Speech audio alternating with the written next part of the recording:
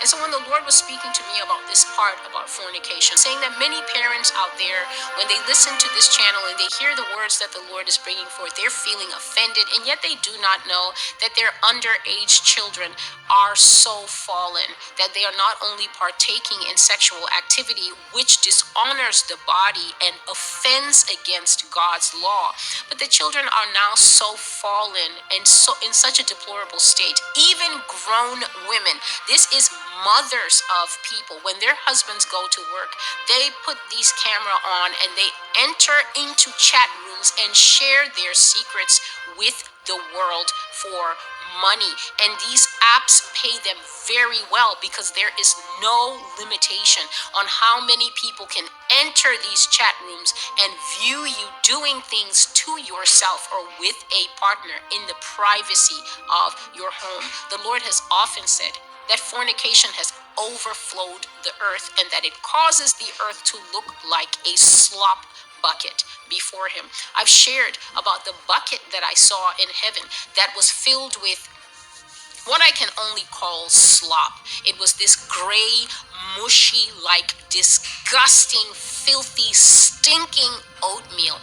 And a bucket, somebody kicked that bucket over in heaven and it washed across the entire earth, defiling it with every form of sexual immorality that you want to think of. And this stink in that vision was incredible. It rose up from the earth to heaven and was so offensive.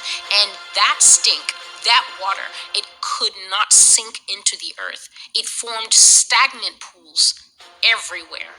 And this is what God is talking about. So one of the visions that I saw is I saw young girls when they're in the YOLO stage of their life. Even grown women in their 30s and 40s are still doing this now. And you get dressed up in the tiniest things that you can, and you get your hair done and make yourself pretty. And I saw them go out.